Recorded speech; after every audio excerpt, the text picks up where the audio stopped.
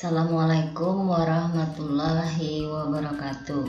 Halo anak-anak sekalian, jumpa lagi dalam mata pelajaran IPS kelas 8. Apa kabar kalian pada hari ini? Semoga kalian dalam keadaan sehat. Nah, hari ini kita memasuki bab 4, sejarah, mengenai perubahan masyarakat Indonesia pada masa penjajahan dan tumbuhnya semangat kebangsaan. Materinya, kedatangan bangsa-bangsa barat ke Indonesia. Jangan lupa like dan subscribe channel ibu ya.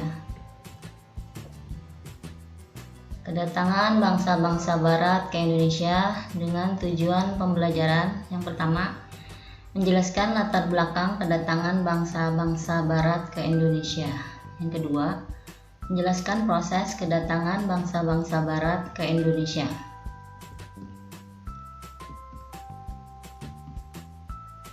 Nah, perhatikan gambar berikut. Ini ada gambar cengkeh, ada gambar kemiri, ada gambar merica, dan gambar pala. Nah, ini adalah gambar rempah-rempah yang merupakan daya tarik dan faktor kedatangan bangsa-bangsa barat ke Indonesia. Nah, di sini ada peta posisi Indonesia di antara negara-negara Asia dan Australia. Nah, perhatikan gambar posisi Indonesia di antara negara-negara Asia dan Australia.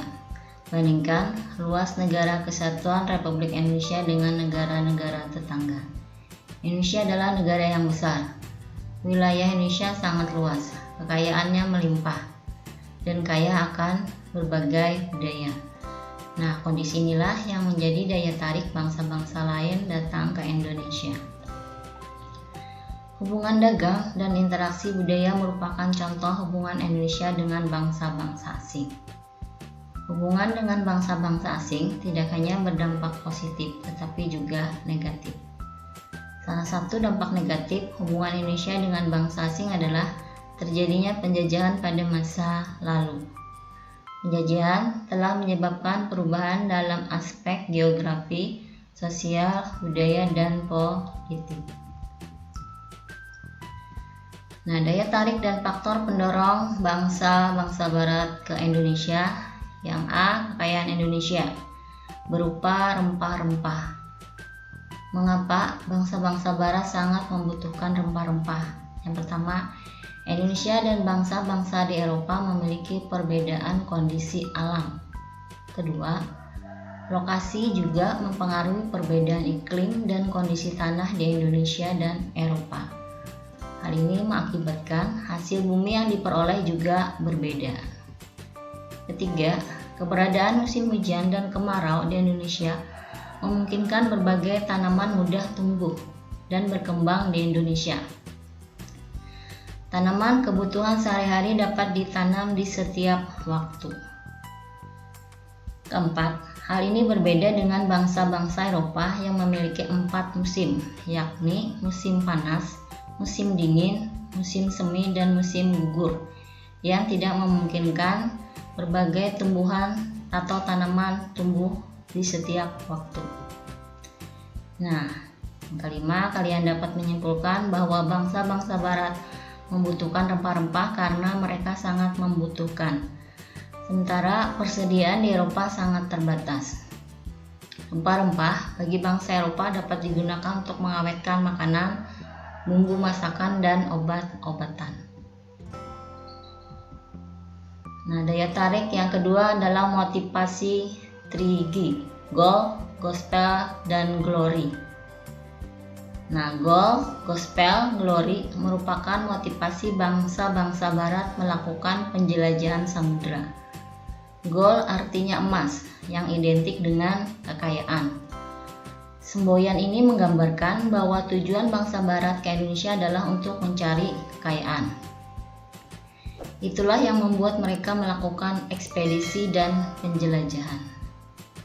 Glory bermakna kejayaan bangsa.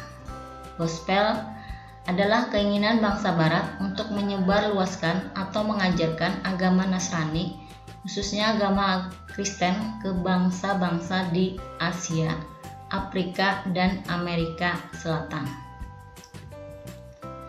Nah, dua bentuk imperialisme. Yang pertama, imperialisme kuno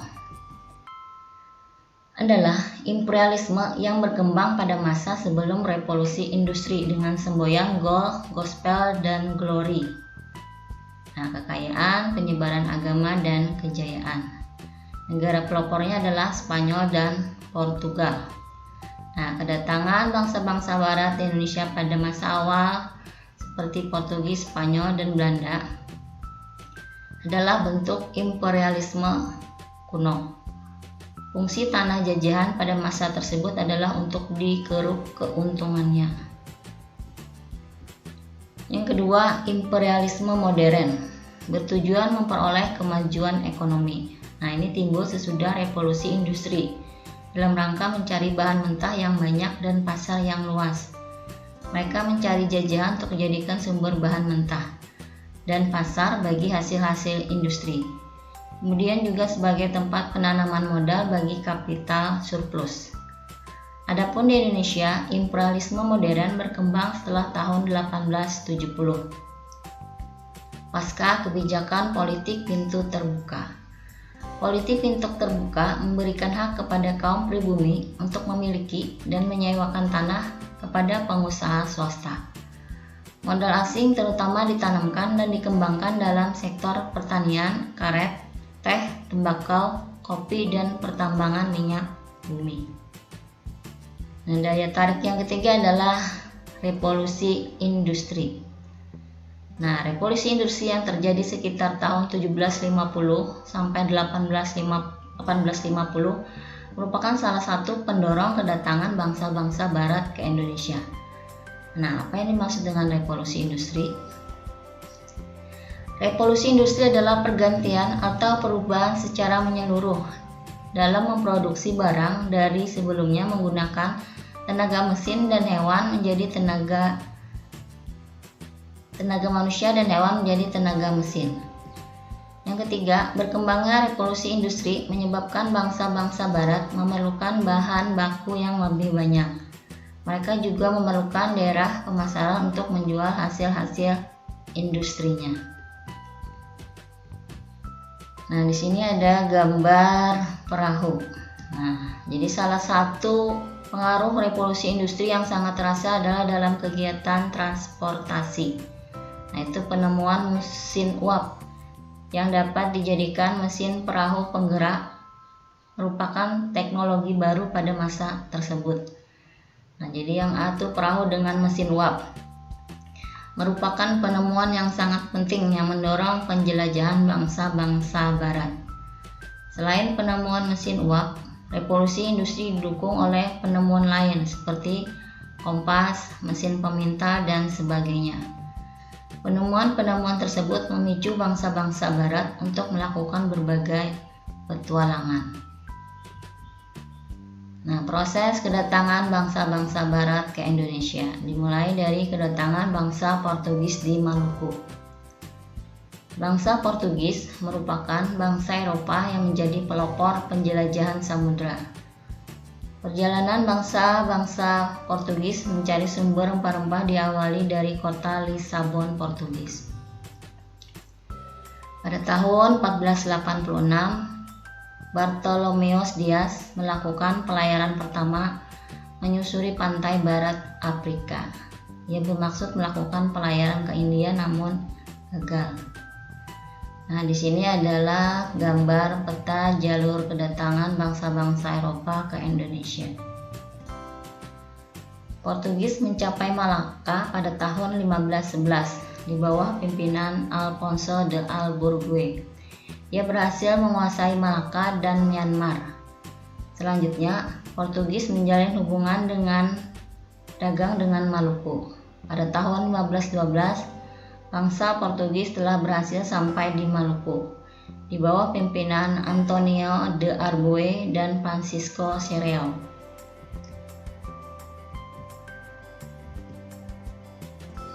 Nah, yang kedua, kedatangan bangsa Spanyol.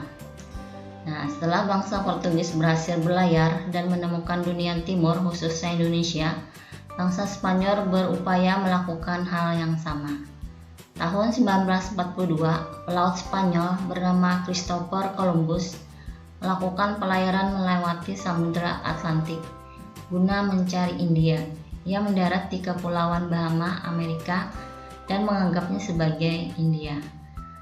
Tahun 1521, pelaut Spanyol bernama Ferdinand Magellan berhasil berlayar menyeberangi Samudra Atlantik dan Samudra Pasifik.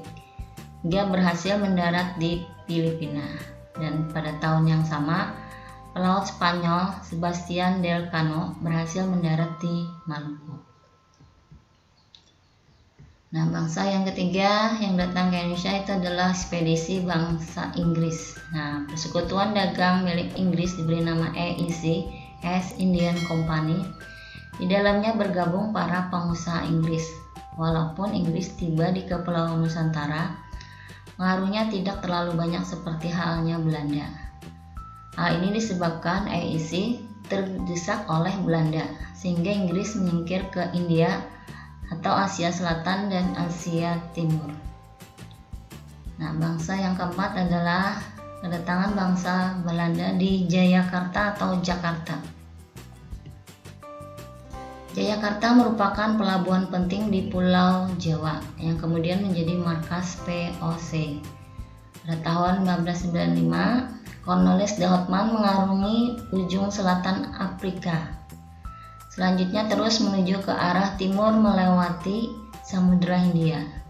Pada tahun 1596, armada de Houtman tiba di pelabuhan Banten melalui Selat Sunda. Nah, Gubernur Jenderal pertama VOC adalah Peter Booth. Ia mendirikan pusat perdagangan VOC di Ambon, Maluku. Namun kemudian pusat dagang dipindahkan ke Jayakarta, Jakarta, karena VOC memandang bahwa Jawa lebih strategis sebagai lalu lintas perdagangan. Selain itu, Belanda ingin menyingkirkan saingan mereka yaitu Portugis di Malaka. Nah, pelayaran dari Eropa ke Indonesia merupakan perjalanan yang berat.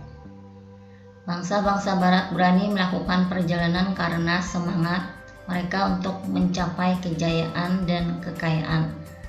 Kalau mereka bisa, pastilah bangsa Indonesia juga bisa. Karena itu kalian harus selalu memiliki cita-cita yang tinggi dan semangat baja untuk mencapai keberhasilan. Nah, demikian materi mengenai kedatangan bangsa-bangsa Barat ke Indonesia. Semoga bermanfaat. Ibu akhiri, wassalamualaikum warahmatullahi wabarakatuh.